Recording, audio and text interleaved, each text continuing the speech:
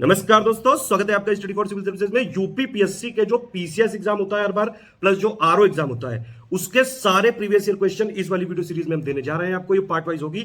इसकी प्लेलिस्ट भी बना दी गई है। इसकी प्लेलिस्ट की लिंक इसके डिस्क्रिप्शन में दिया हुआ है। पीसीएस और आरओ एग्जाम के लिए बेहद जरूरी सीरीज है। प्लस यूपी पीएससी आयोग जितने एग्जाम कराता है, जहां जीएस आती है, उनके लिए भी मोस्ट इंपॉर्टेंट सीरीज है ये। इसमें ये पूरी कोशिश करी गई कि सारा डेटा लेटेस्ट, अपडेटेड और जो आज भी रेलिवेंट है, जो करंट वाला पोर्शन हटा के जो आज भी स्टैटिक जीएस वाला जो है, आज भी जो रिलेवेंट है, वो सारा डेटा इसमें दिया गया है।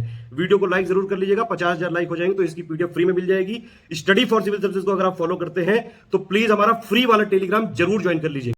सिविल सर्विसेज को यूट्यूब में फॉलो करते हैं तो हमारा फ्री वाला टेलीग्राम जरूर ज्वाइन कर लीजिएगा। बेहद जरूरी है ये। यूट्यूब में सारे अपडेट नहीं आ पाते हैं, यहाँ सारे नोटिफिकेशन मिलते हैं। वीडियो में सारे फैक्ट चेक कर लिएगा। फिर भी अगर आपका कोई सजेशन हो, कमेंट हो, कोई फीडबैक, कोई अपडेट लगे तो प्लीज आप वीडियो में जरूर कमेंट करिएगा। स्टडी फॉर सिविल सर्विसेज के पेड ग्रुप चलते रहते हैं। आप अगर हमारा जेन्युइन ऑथेंटिक अगर आपको मटेरियल चाहिए तो सिर्फ ये 3 नंबर है हमारे: 8564880530, 9696066089, 7523864455। मुझे व्हाट्सअप करना चाहते हैं 7838692618। इंस्टाग्राम पे अगर आप हैं तो हमारा पेज जरूर फॉलो कर लीजिएगा। स्टडी फॉर सिविल .सर्विसेज है। इतिहास के प्रीवियस ईयर क्वेश्चंस हम लोग देख रहे थे और यहाँ पर आप देखिए महात्मा गांधी से जुड़े हुए जो प्रश्न बनते हैं उन्हें देख लेते हैं। जो महत्वपूर्ण प्रश्न है उन्हें हम कवर कर रहे हैं। ठीक, तो देखिए इसमें निम्नलिखित स्थानों में से जहाँ महात्मा गांधी ने सबसे पहले सत्याग्रह का आरंभ किया था, ठीक है, सत्याग्रह का प्रयोग किया था या सत्याग्रह का आरंभ किया था, वो जगह कौन सी थी? अहमदाबाद थी, बारदोली थी, चंपारण या फिर खेड़ा? आप बताइए इसमें से कौन सी जगह थी? तो ये जगह थी आपकी चंपारण। ठीक है, नील सत्याग्रह आपने सुना, 3 कठिया प्रणाली के खिलाफ ये चलाया गया था। इसके बाद देखिए निम्नलिखित में से किसने नील की खेती के संबंध में चंपारण में महात्मा गांधी को आमंत्रित किया था? तो आमंत्रित करने वाले राजकुमार शुक्ला थे। ध्यान दीजिएगा, राजकुमार शुक्ला ने यहां पर गांधी जी को आमंत्रित किया था। नेक्स्ट, निम्नलिखित कथनों में से कौन सा चंपारण सत्याग्रह के बारे में सही नहीं है? तो यहाँ जो गलत है उसकी तलाश करनी है। पहली चीज़ तो ये किसानों से जुड़ा था, सही बात है।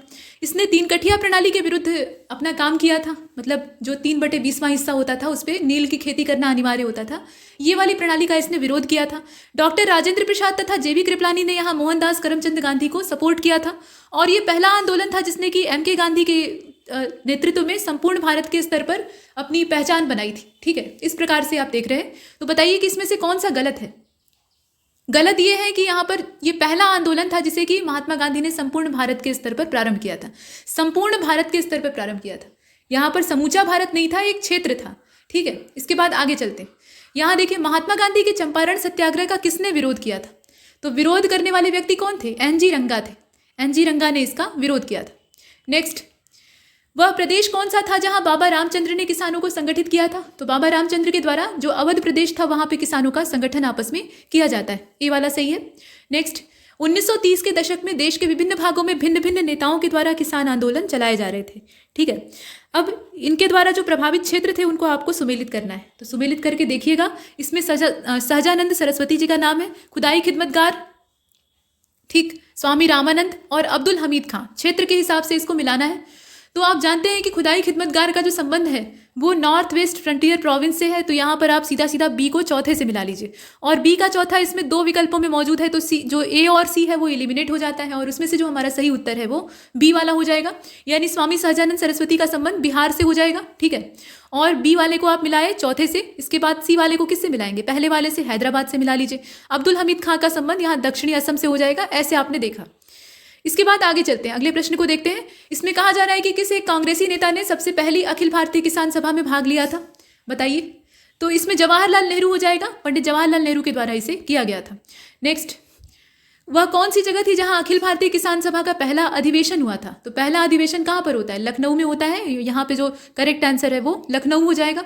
इसके बाद अगले वाले को देखते हैं। अखिल भारतीय किसान सभा के संस्थापक अध्यक्ष कौन थे?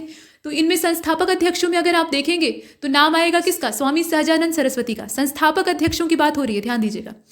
इसके बाद अगले वाले को देखते हैं। किस आंदोलन ने सरदार वल्लभ भाई पटेल के वर्चस्व में और वृद्धि की थी, मतलब उन्हें एक पहचान दिलाई थी? ये कौन सा आंदोलन था आप बताइए? बिजोलिया आंदोलन था, दांडी मार्च था, कपड़ा मिल की जो हड़ताल थी अहमदाबाद की वो, या बारदोली? तो बारदोली सत्याग्रह से ही इन्हें एक अलग पहचान मिलती है। मतलब यहाँ सपोर्ट तो गांधी जी का रहता ही है लेकिन नेतृत्व इन्हीं का रहता है और इनके नेतृत्व को वहाँ सराहा जाता है। सरदार की उपाधि यहीं से मिलती है। इसके बाद आगे चलते हैं, अगले वाले को देखते हैं। नेक्स्ट, भूदान आंदोलन सबसे पहले किस राज्य में शुरू हुआ था? तो भूदान आंदोलन की शुरुआत आंध्र प्रदेश में हुई थी। यहाँ आप पहले वाले को लगा लीजिए, आंध्र प्रदेश से शुरू हुआ था, दक्षिण भारत में। 1918 में पहले मजदूर संघ की स्थापना करने वाले व्यक्ति कौन से थे? तो ये आप इसमें नाम देख रहे हैं, यहाँ एन.एम. जोशी का नाम दिया है, बीपी वाडिया का नाम है, डोंगे और गिरी का भी नाम है, वाडिया जी थे। ठीक है, इसका बी वाला सही है। इसके बाद अगले वाले को देखते हैं।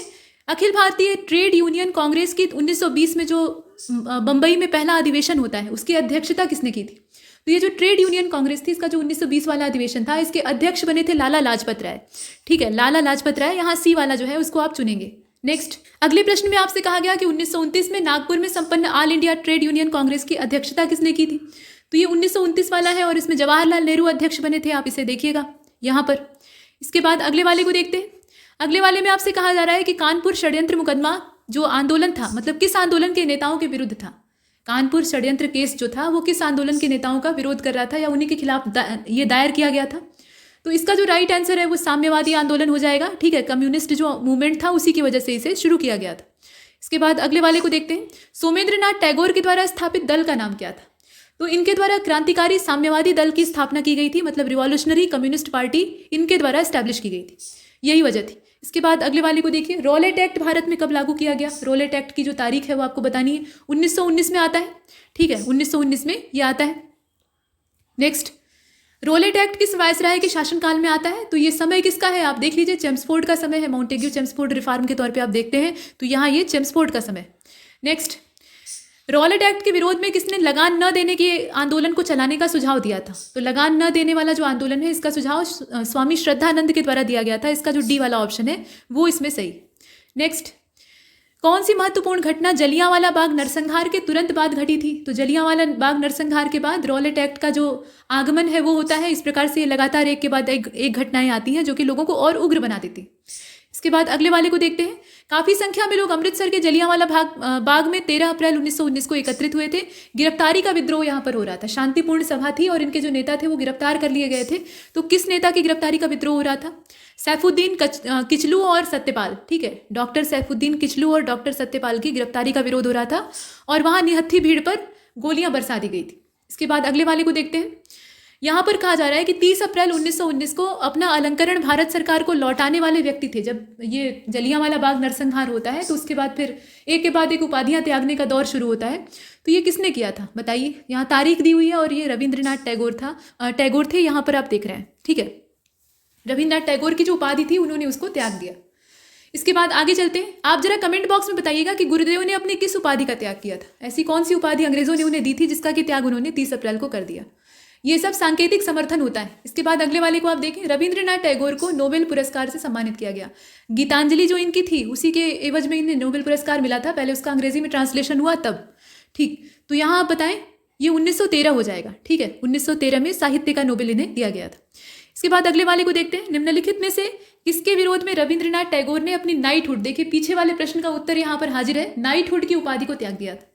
ठीक, तो ये जो नाइटहुड की उपाधि है इसको त्यागने का वजह क्या थी? जलियांवाला बाग नरसंहार। हालांकि रोष तो रॉलेट एक्ट के खिलाफ भी था लेकिन ये ज़्यादा घृणित था।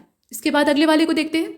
जलियांवाला बाग हत्याकांड के विरोध में वायसराय की कार्यकारिणी परिषद से इस्तीफा देने वाले व्यक्ति कौन थे? ये शंकर नायर थे या जमनालाल बजाज थे? तो ये शंकर नायर थे। इन्होंने वायसराय की जो कार्यकारिणी है उसी से इस्तीफा दे दिया था। अगले प्रश्न को देखिएगा। निम्नलिखित घटनाओं का सही क्रम आपको यहाँ लगाना है, मतलब कूट से ज्ञात करना है। तो जलियांवाला बाग नरसंहार है, डॉक्टर सत्यपाल का बंदी बनाया जाना है, 1919 का अमृतसर का कांग्रेस अधिवेशन है। इसको आपको क्रमवार अरेंज करना था। तो इसका जो परफेक्ट अरेंजमेंट है वो ऊपर वाला है, दूसरा, पहला, तीसरा। सबसे पहले क्या होता है? सत्यपाल को बंदी बनाया जाता है, उसके बाद तब जाकर जलियांवाला बाग नरसंहार होता है, वहाँ सभा होती है, वहीं गोलियां चला दी जाती हैं, फिर उसके बाद 1919 का अमृतसर का कांग्रेस का अधिवेशन होता है। यही क्रम है इसका। अगले वाले को देखते हैं। जलियांवाला बाग हत्याकांड के लिए जिम्मेदार ओ डायर को किसने मार दिया था? तो इसकी हत्या करने वाले व्यक्ति थे ऊधम सिंह। इसके बाद अगले वाले को देखते हैं। जलियांवाला बाग नरसंहार पर कांग्रेसी जांच कमेटी की रिपोर्ट के प्रारूप को लिखने का काम किसको सौंपा गया था? तो लिखने का काम महात्मा गांधी को सौंपा गया था। ध्यान दीजिएगा, महात्मा गांधी को। इस तरह के अनोखे प्रश्न यूपीपीसीएस पूछता है। इसके बाद देखिए, जलियांवाला बाग हत्याकांड के समय भारत का वायसराय कौन था? तो आप समय, इसका जो समय है वो देख लीजिए। इस समय चेम्सफोर्ड था। 1919 का जो टाइम था उस समय चेम्सफोर्ड था। नेक्स्ट, निम्नलिखित घटनाओं में से किस एक को माउंटेग्यू की निवारक हत्या, माउंटेग्यू ने निवारक हत्या के तौर पे विशेषीकृत किया है? निवारक हत्या, तो ये जो हत्या है ये जलियांवाला बाग नरसंहार के तौर पे देखी जाती है। इसको निवारक हत्या मतलब निवारण करने के उद्देश्य से की गई हत्या के तौर पे देखा गया। मतलब अंग्रेजों का ऐसा कहना था कि वहां पर हथियारबंद लोगों का दस्ता इकट्ठा था जो कि अंग्रेजों के खिलाफ बगावत करने की साजिश कर रहे थे। वो किसी भी समय उग्र होकर नगरों पर हमला कर सकते थे, लूटपाट कर सकते थे, और वो बेगुनाह लोग थे, निहत्थे थे, उनके पास एक भी हथियार नहीं था। अगर हथियार होता तो वो बदले में चलाते, लेकिन वहाँ ऐसा नहीं होता है। जैसे ही गोलियां चलनी शुरू होती हैं भगदड़ मच जाती है। इसके बाद अगले वाले को देखते हैं। निम्नलिखित में से किसने खिलाफत आंदोलन का प्रारंभ किया था? तो शौकत अली, मोहम्मद अली शरीयतुल्लाह और अबुल कलाम आज़ाद का नाम दिया है। अब इसमें आप देखें कि ऊपर वाले दोनों हैं, शौकत अली और मोहम्मद अली, बगदाद के खलीफा, माफ़ कीजिएगा, तुर्की के खलीफा जो थे, उनकी खिलाफत, उनका जो खलियत थी उसको अंग्रेज़ों ने अमान्य घोषित कर दिया था। मतलब उनकी खिलाफत को यहाँ मानने से मना कर दिया था और उनका अधिकार छीन लिया था। तो उसी के एवज में भारतीय मुसलमान विरोध कर रहे थे और गांधी जी उसमें इन्वॉल्व हो जाते हैं। तो शौकत अली और मोहम्मद अली का नाम इसमें जुड़ता है। इसके बाद अगले वाले को देखते हैं। यहाँ कहा जा रहा है कि खिलाफत आंदोलन के प्रमुख नेता निम्नलिखित में से, फिर वही पूछा गया है। तो यहाँ मोहम्मद अली और शौकत अली का नाम आता है। यहाँ ए वाले ऑप्शन को आप चुनेंगे। 1919 में अखिल भारतीय खिलाफत सम्मेलन का अध्यक्ष किसको चुना गया था? तो अध्यक्ष गांधी जी को चुना गया था। ठीक है, गांधी जी को यहाँ पर अध्यक्ष के तौर पर चुना गया था। नेक्स्ट, निम्नलिखित में से किस एक ने खिलाफत आंदोलन के दौरान हाजिल उल मुल्क की उपाधि को त्याग दिया था? तो हाजिल उल मुल्क की उपाधि को हकीम अजमल खां के द्वारा त्याग दिया गया था। हकीम अजमल खां ने ये काम किया था। नेक्स्ट, यहाँ कहा गया कि गांधी जी को किसने सावधान किया था कि मुस्लिम धार्मिक नेताओं और उनके अनुयायियों के कट्टरपन को प्रोत्साहित न करें? यहाँ आगा खां, अजमल खां, हसन इमाम और मोहम्मद अली जिन्ना का नाम है। तो ये जो सलाह थी, नेक सलाह थी, ये मोहम्मद अली जिन्ना की थी और बाद में उसी नीति को ये खुद फॉलो करने लगते हैं। ठीक, बाद में ये उसी की जड़ बन जाते हैं, लेकिन उस समय ये अच्छे हुआ करते थे। निम्नलिखित में से किसने महात्मा गांधी की खिलाफत आंदोलन में भागीदारी की भर्त्सना की थी? तो ये मोहम्मद अली जिन्ना थे। उस समय ये एकदम प्रखर तौर पर विरोध कर रहे थे। उनका ये कहना था कि यहाँ हिंदू मुसलमान करके उन्होंने बोला भी नहीं था। उन्होंने ये कहा था कि धार्मिक आधार पर अगर आप आंदोलन को दिशा देंगे तो ये आगे चलकर खतरनाक होगा, और बाद में वो भी धर्म का ही आड़ लेते हैं। इसके बाद आगे चलते हैं। अगले वाले में देखिए, इसमें कहा गया कि which one of the following was result of खिलाफत मूवमेंट। इसका परिणाम क्या होता है? तो परिणाम ये होता है, इसमें जो तात्कालिक परिणाम है उसी को देखिए। हिंदू मुस्लिम मतभेदों में कमी आती है। जो बंगाल विभाजन के बाद एक मतभेद गहरा हो गया रहता है, वो यहाँ कुछ कम होता दिखाई देता है, और असहयोग तक मुस्लिम लीग काफ़ी अच्छा सपोर्ट करती है गांधी जी को। इसके बाद अगले वाले को देखते हैं। वह व्यक्ति जिसने कि 4 अप्रैल 1919 को दिल्ली की जामा मस्जिद में प्रवचन मंच से हिंदू मुस्लिम एकता का भाषण दिया था, वो व्यक्ति कौन था? तो स्वामी श्रद्धानंद थे। ठीक है, उन्होंने ये नेक काम किया था। इसके बाद अगले वाले को देखते हैं। कांग्रेस ने खिलाफत आंदोलन का समर्थन किया, किस वजह से किया? तो खलीफा की पुनर्स्थापना, खलीफा को हटाना, मुसलमानों की सहानुभूति प्राप्त करना, जिन्ना को हाशिया पर लाना। इसमें से क्या वजह हो सकती है?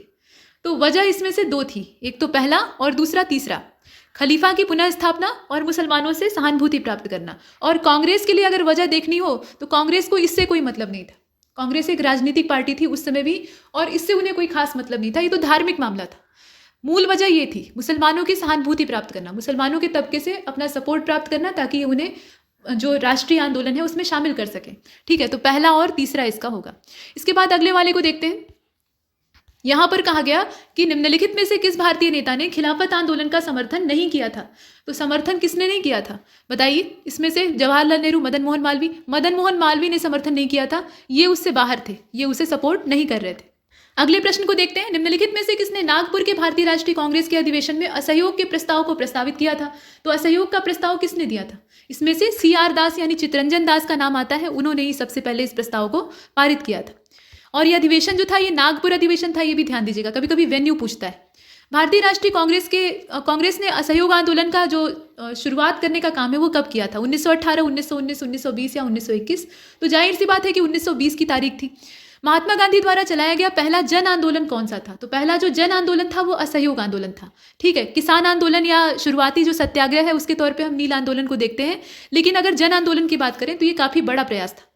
और अगले वाले को देखिए, इसमें कहा जा रहा है कि 1 वर्ष में स्वराज का नारा वो यही असहयोग में दिया गया था, लेकिन वो काफ़ी महत्वाकांक्षी टारगेट था और आसानी से पूरा होने वाला नहीं था, तो बाद में इस आइडिया को ड्रॉप कर दिया गया। इसके बाद अगले वाले को देखते हैं। निम्नलिखित में से कौन सा एक असहयोग आंदोलन को प्रारंभ करने का कारण नहीं था? तो खिलाफत का प्रश्न, नमक कानून, पंजाब में अत्याचार, रॉलेट एक्ट। आप जरा इसकी टाइमलाइन तुलना करके देखिए। ये जो नमक कानून है ये तो बाद का है, नमक पर कर लगता है तब जाकर विरोध शुरू होता है ना, तो ये इससे बाहर था। ठीक है, तो नमक वाला कानून जो है इसको बाहर कर दीजिए और वही हमारा उत्तर हो जाएगा। इसके बाद अगले वाले को देखते हैं। ब्रिटिश सरकार ने महात्मा गांधी को जो उपाधि दी थी, जिसे उन्होंने असहयोग आंदोलन में वापस कर दिया, वो कौन सी उपाधि थी?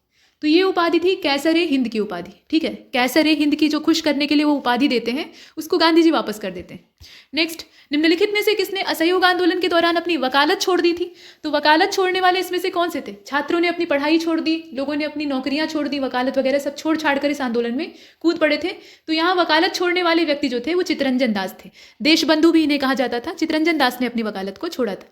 इसके बाद अगले वाले को देखते हैं, किसने असहयोग आंदोलन का समर्थन किया लेकिन उसके परिणाम को नहीं देख सके? तो जैसे ही वो शुरू होता है वैसे ही इनका देहावसान हो जाता है। ये थे बाल गंगाधर तिलक, ठीक है। जिस दिन लॉन्चिंग रहती है उसी दिन इनकी डेथ हो जाती है। इसके बाद अगले वाले को देखते हैं, चौरी चौरा कांड की वास्तविक तिथि कौन सी है? अब इसमें से आप बताइए। तो नीचे वाला तो दोनों काट दीजिए, अब जरा बताइए कि इसमें से कौन सा सही होगा। तो यहाँ अगर तारीख की एग्जैक्ट बात करें तो 5 फरवरी 1922 ये आयोग पहले मानता था, लेकिन अभी भारत सरकार ने क्या किया, पीआईबी में एक जो प्रेस विज्ञप्ति है उसको जारी किया था, जो यहाँ आज़ादी के 75 वर्ष वाली वर्षगांठ और चौरी चौरा की शब्दशती मनाई जा रही है। तो उसमें इसे 4 फरवरी बताया गया है। 4 फरवरी की तारीख पर ये कांड होता है, लेकिन छपता है अखबार में 5 तारीख को, इसीलिए 5 फरवरी की तारीख को कई किताबों में दिया हुआ है, लेकिन एग्जैक्ट जो तारीख है वो 4 है। घटना की तारीख हम इसमें पढ़ने वाले हैं ना, तो 4 तारीख। इसके बाद आगे चलते हैं। यहाँ देखिए, चौरी चौरा किस जनपद में स्थित है? गोरखपुर में है, ठीक है। गोरखपुर की चौरी चौरा नाम की जगह है। महात्मा गांधी ने इसी वजह से असहयोग आंदोलन को रद्द कर दिया था। पीछे कई सारी वजहें थी, ये तो तत्कालिक कारण था, मतलब गांधी जी को एक अवसर चाहिए था जो कि यहाँ से मिल गया। इसके बाद आगे चलते हैं, अगले वाले को देखें। महात्मा गांधी ने 1922 में असहयोग को क्यों वापस लिया? चौरी चौरा की घटना के कारण। चौरी चौरा की घटना के समय महात्मा गांधी थे कहाँ पर? ये उस समय कहाँ पर मौजूद थे? बताइए, इसमें से कौन सा होगा? तो इसका जो करेक्ट आंसर है वो हो जाएगा बारदोली। उस समय ये बारदोली में थे, और असल में ये बारदोली में क्या कर रहे थे आप यहाँ जरा सोच कर देखिए।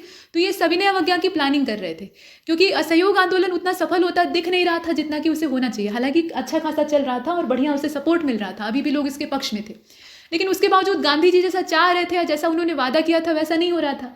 तो इनका प्लान था कि सविनय अवज्ञा को शुरू किया जाए और असहयोग को यहीं पर रद्द कर दिया जाए या उसको इसी में मर्ज कर दिया जाए। लेकिन इतने बड़े जनसमूह को ये समझा पाना कि हम असहयोग को यहीं पर ड्रॉप करने जा रहे हैं और सविनय अवज्ञा को शुरू करने जा रहे हैं, ये थोड़ा मुश्किल काम था। तो यहाँ पर ये एक टारगेट मिल जाता है, ठीक। तो यहाँ बारदोली हो जाएगा। इसके बाद अगले वाले को देखते हैं। असहयोग आंदोलन 1920 में प्रारंभ हुआ, समाप्त कब हुआ आपको बताना है। तो समाप्त की जो तारीख है वो 1922 की है। अगले वाले को देखते हैं। दिल्ली में 24 फरवरी 1922 को आयोजित अखिल भारतीय कांग्रेस समिति की जो बैठक है उसमें असहयोग वापस लेने के गांधी जी के विरुद्ध निंदा प्रस्ताव को किसने पेश किया था? तो गांधी जी के विरुद्ध जो निंदा प्रस्ताव था उसको पेश करने वाले थे डॉक्टर मुंजे, ठीक है, डॉक्टर मुंजे। नेक्स्ट, निम्नलिखित घटनाओं का सही क्रम बताइए। चौरी चौरा कांड, असहयोग आंदोलन का स्थगन, बारदोली प्रस्ताव, इसमें से कौन सा आगे कौन सा पीछे? तो इसका जो आगे पीछे का क्रम है उसमें आप देख सकते हैं कि इसका सी वाला होगा, यानी ACB का जो क्रम है वो सही होगा, ठीक। यहाँ पे चौरी चौरा कांड, बारदोली प्रस्ताव और उसके बाद असहयोग का स्थगन। बारदोली पहले होगा, फिर स्थगन बाद में होगा। नेक्स्ट, यहाँ पर निम्नलिखित में से किसके असहयोग आंदोलन के दौरान विदेशी वस्तुओं के जलाए जाने का विरोध, मतलब किसने विदेशी वस्तुओं को जलाने का विरोध किया था कि भाई ये गलत है? तो ये गलत मतलब इसे गलत ठहराने वाले जो व्यक्ति थे वो इसमें से रविंद्रनाथ टैगोर थे। उन्होंने कहा कि ये जला देना कोई समाधान नहीं है, मतलब इससे कोई रास्ता नहीं निकलने वाला। इसके बाद अगले वाले को देखते हैं। निम्नलिखित संस्थाओं में से कौन असहयोग आंदोलन के दौरान स्थापित की गई थी? तो काशी विद्यापीठ, गुजरात विद्यापीठ, जामिया मिलिया, काशी हिंदू विश्वविद्यालय। अब इसमें से आप बताइए। तो इसमें से पहला, दूसरा, तीसरा, यानी काशी विद्यापीठ, गुजरात विद्यापीठ और जामिया मिलिया, ये सब जो है ये असहयोग आंदोलन के दौरान स्थापित की गई थी। इसके बाद अगले वाले में चलते हैं, और अगले वाले में आपसे कहा जा रहा है कि 1921-22 के असहयोग आंदोलन का मुख्य प्रतिफल क्या था? तो हिंदू मुस्लिम एकता, सूबे को अधिक शक्तियां, केंद्रीय जो विधायिका थी उसमें सदन में चुने हुए सदस्यों की संख्या में वृद्धि और भारतीय राष्ट्रीय कांग्रेस में विभाजन। तो इसमें से क्या होता है? इसमें से ये होता है कि हिंदू मुस्लिम एकता वाला जो कॉन्सेप्ट है वो प्रतिफल के रूप में सामने आता है। इसके बाद नेक्स्ट अगले को देखते हैं। निम्नलिखित में से किसका सुमेल नहीं है? तो 1885 में भारतीय राष्ट्रीय कांग्रेस की स्थापना होती है, 1905 में बंगाल विभाजन होता है, 1909 में मर्ले मिंटो रिफॉर्म होता है, 1930 में असहयोग आंदोलन आता है। तो आप ये बताइए कि इसमें से गलत क्या है?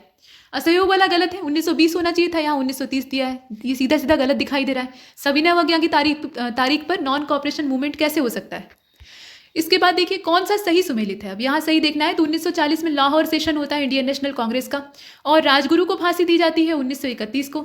1921 में जो असहयोग आंदोलन है उसको शुरू किया जाता है, और रॉलेट सत्याग्रह आता है 1920 में। तो बताइए कि इसमें से सही क्या है?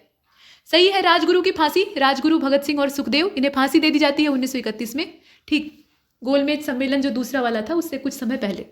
इसके बाद अगले वाले को देखते हैं।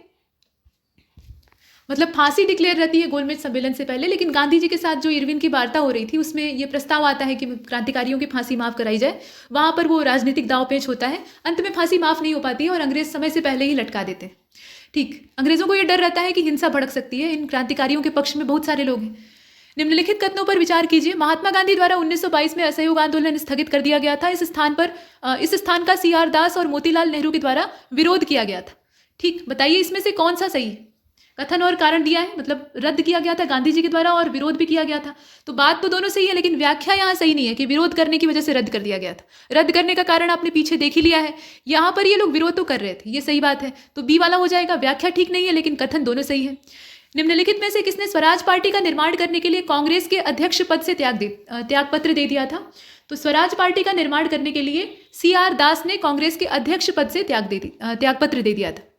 इसके बाद अगले वाले को देखते हैं। स्वराज पार्टी को स्थापित किया था किसने? तो CR दास और मोतीलाल नेहरू के द्वारा एस्टैब्लिश किया गया था। स्वराज पार्टी के गठन से संबंधित व्यक्ति का नाम यहाँ भी पूछा है, तो वही यहाँ पे डी वाला हो जाएगा, यानी मोतीलाल नेहरू और देशबंधु चित्तरंजन दास।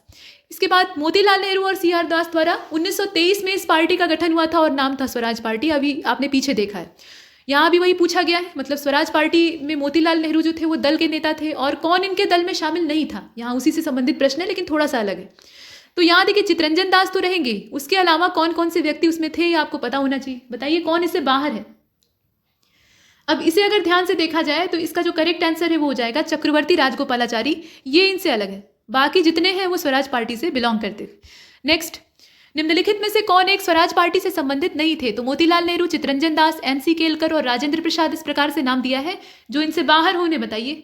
तो राजेंद्र प्रसाद जो थे उनका संबंध स्वराज पार्टी से नहीं है और इसीलिए हम डी वाले का चयन करते हैं। अगले प्रश्न को देखते हैं। स्वतंत्रता से पहले भारत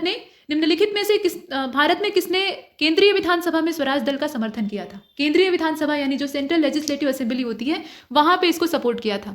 ये मोहम्मद अली जिन्ना है या मौलाना अबुल कलाम आजाद है या राजेंद्र प्रसाद है या फिर जवाहरलाल नेहरू है?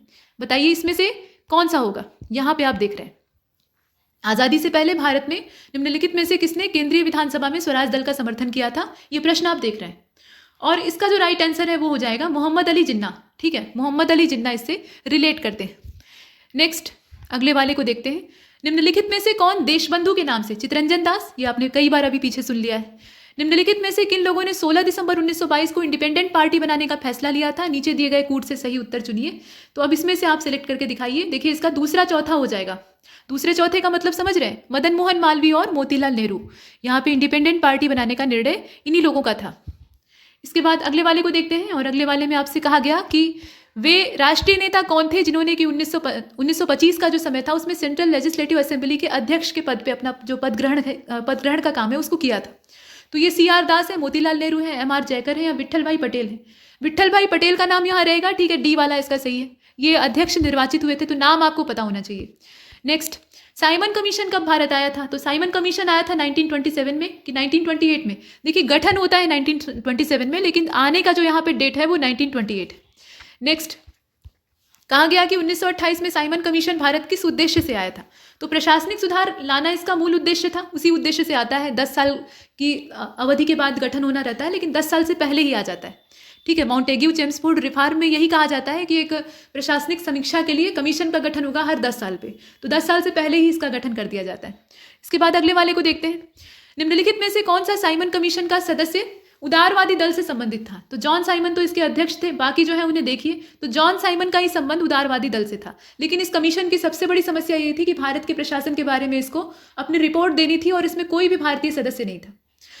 अगले वाले को देखते हैं। किसके सुझावों पर भारतीयों को साइमन कमीशन से बाहर रखा गया? इसकी वजह क्या थी, मतलब कौन इसमें सलाह देने वाला व्यक्ति था? तो ये लॉर्ड इरविन थे। ठीक है, अब आप समझ सकते हैं कि लॉर्ड इरविन की जो मानसिकता थी वो कैसी रही होगी। इसके बाद अगले वाले को देखते हैं। नीचे दो वक्तव्य कथन ए और कारण आर दिए हैं। कथन ए में कहा गया है कि कांग्रेस ने साइमन आयोग का बहिष्कार किया और साइमन कमीशन में जो जितने भी सदस्य थे वो भारतीय नहीं थे। तो आपको ये बताना है मतलब इसमें सही कौन सा है। कारण दे दिया है कि भारतीय सदस्य नहीं थे, इसलिए कांग्रेस के द्वारा इसका बहिष्कार किया गया। तो आप इसमें से आप सेलेक्ट कीजिएगा। देखिए इसमें दोनों सही है और व्याख्या भी सही है। जो विरोध का मूल कारण था, चाहे कांग्रेस हो या कोई भी कमेटी या उस समय के लोग या संस्था हो, वो विरोध इसीलिए कर रही थी, कोई भारतीय इसमें था ही नहीं और ये सबसे बड़ी जाति थी। इसके बाद अगले वाले को देखते हैं। यहाँ पर कहा गया कि निम्नलिखित में से कौन सा साइमन कमीशन के संबंध में सही है। तो इसकी नियुक्ति 1919 के एक्ट मतलब गवर्नमेंट ऑफ इंडिया एक्ट जो 1919 का था उसके द्वारा हुई थी और इसके अध्यक्ष सर जॉन साइमन थे। संघीय प्रकार की सरकार की इसने संस्तुति की थी और भारतीय नेताओं ने इसका विरोध किया था। तो विरोध तो बहुत प्रचंड हुआ था और इसीलिए सब सही है। ठीक है, इसका जो चौथा वाला है वो ठीक है और चौथा वाला या तो इसमें है या फिर इसमें है, तो इसमें हम पहले को नहीं छोड़ सकते हैं, इसलिए कुल मिलाकर इसका आंसर डी हो जाएगा, सभी सही। इसके बाद अगले वाले को देखते हैं। लाला लाजपत राय घायल हुए थे तो साइमन वापस जाओ, साइमन वापस जाओ, और उसके बाद उधर से लाठी बरस गई और लाठी की गंभीर चोटें इनको लगती हैं, मतलब बेरहमी से मारा जाता है और अंत में कुछ समय बाद इनका देहावसान हो जाता है। तो मरने से पहले ये कहते हैं कि मेरे शरीर पर जितनी भी चोटें हैं वो अंग्रेज़ों के ताबूत में एक एक कील सिद्ध होंगी, ऐसा वो बोलते हैं और वो सही होता है। तो इसका ए वाला हो जाएगा। ठीक है, ऊपर वाला सही है। ये अंग्रेज़ों के अत्याचार की जीती जागती कहानी दिखाई देती है।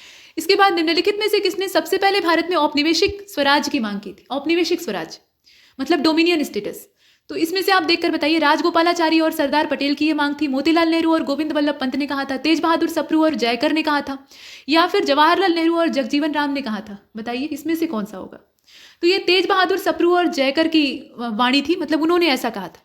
इसके बाद अगले वाले को देखते हैं। यहाँ कहा गया कि कौन वर्ष 1928 में, यहाँ आपने देखा कौन वर्ष 1928 में इंडिपेंडेंस ऑफ इंडिया लीग, ठीक है, इंडिपेंडेंस फॉर इंडिया लीग इसके गठन से संबंधित है।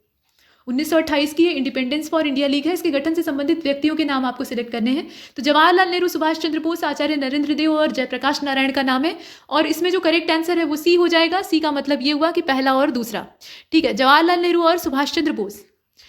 नेक्स्ट, यहाँ पे कहा गया कि मुस्लिम लीग के निम्नलिखित में से किस अधिवेशन में मोहम्मद अली जिन्ना ने अपना 14 सूत्री प्रस्ताव पेश किया था। तो 14 सूत्री प्रस्ताव इन्होंने जो अधिवेशन था 1929 वाला उसमें पेश किया था। यहाँ पर आप देखेंगे 14 सूत्री प्रस्ताव, इसमें काफ़ी सारी बातें कही गई थी। तो ये 1929 वाला है। इसके बाद नेक्स्ट अगले में कहा गया कि पूर्ण स्वराज का प्रस्ताव लाहौर में कांग्रेस ने पारित किया था। वर्ष क्या था, तो ये भी 1929 ही था। लाहौर अधिवेशन रावी नदी के तट पे हुआ था। इसके बाद देखिए निम्नलिखित में से किस एक ने भारतीय राष्ट्रीय कांग्रेस के अधिवेशन की अध्यक्षता की थी जिसमें पूर्ण स्वराज्य का प्रस्ताव पारित हुआ था।